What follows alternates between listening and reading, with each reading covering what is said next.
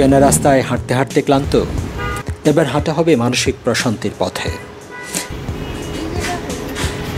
এই যে তোমার মিনা বাজারের সাইনবোর্ড হল, একটা সহজ অভ্যাস আপনার মনকে ফিরিয়ে আনতে পারে ভারহীন শান্ত এক জগতে। সেই জগতে আমার রং লাল, রোজির হলুদ। চলেন আজ রং নিয়ে খেলতে খেলতে হাঁটি।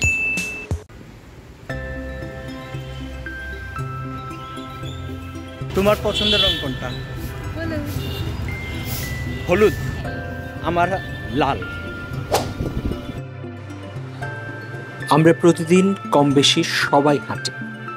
কেউ হাঁটি অফিস ফেরত, কেউ সকালে। কিন্তু কয়জন আমরা লক্ষ্য করি সামনের একটা নীল ব্যানার, হলুদ ট্যাক্সি কিংবা একটা লাল গেট?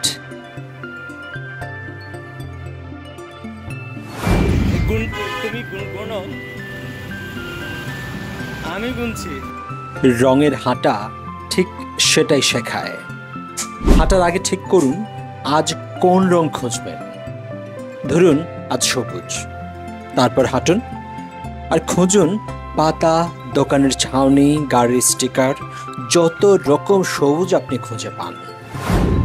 এই খোঁজে মজে গিয়ে মনের ভেতরের অতিরিক্ত চিন্তা আর চাপ যেন একটু দূরে সরে যায়। মন আসে এই মুহূর্তে, বর্তমানে, এই রাস্তায়। এই অভ্যাসকে থেরাপিস্টরা বলছেন গ্রাউন্ডিং। তারা বলছেন রঙের হাঁটা মানে হলো আপনার চিন্তা ভরা মস্তিষ্ককে একটা নির্দিষ্ট কাজে ব্যস্ত রাখা। চিন্তার কুয়াশায় ঢাকা মাথায় যেন খোলা হাওয়া ঝুঁকে পড়ে। আর বিজ্ঞান বলছে এই সময় সক্রিয় হয় প্যারাসিম্প্যাথেটিক সিস্টেম, মানে শরীর শান্ত হয়, হৃদস্পন্দন কমে, মন ফিরে পায় ভারসাম্য।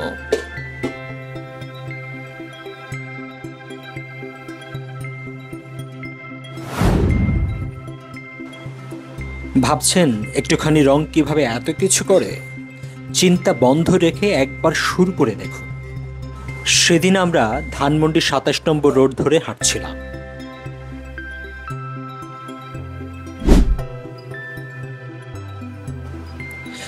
দেখুন কোনার একটা লাল অথবা হলুদ সাইনবোর্ড কিংবা দেয়ালে টাঙানো নীল রঙের পোস্টার।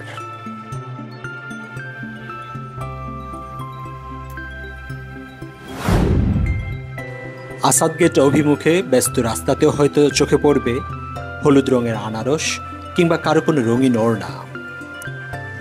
এই ছোট ছোট খোঁজ মনকে রাখে ব্যস্ত কিন্তু চাপমুক্ত। আর যদি রং খুঁজে না পান, তাহলে শব্দ, গন্ধ কিংবা অক্ষরের খেলা খেলুন। মনোযোগ যেখানেই থাকুক, নেতিবাচক চিন্তাকে ঢুকতেই দেবেন না।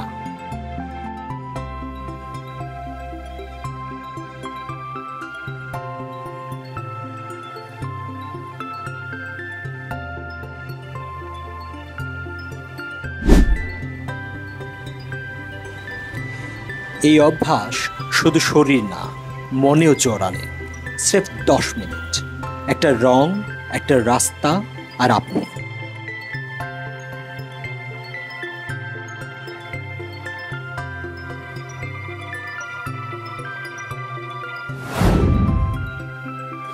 চিন্তা নেই, সিগন্যাল থাকবে, ভিড় থাকবে, পথ চলতে হবে সাবধানে। তবু এই ছোট্ট রং খোঁজা আপনার ভেতরের কোলাহল কমাতে পারবে। ধ্যান করতে না পারলেও সমস্যা নেই, হাঁটুন, খুঁজুন, হালকা হন। রঙের ভেতরেই লুকিয়ে আছে আপনার মানসিক প্রশান্তি। ভিডিওটি ভালো লাগলে আমাদের চ্যানেলটি সাবস্ক্রাইব করুন, লাইক, কমেন্ট, শেয়ার দিয়ে সঙ্গে থাকুন।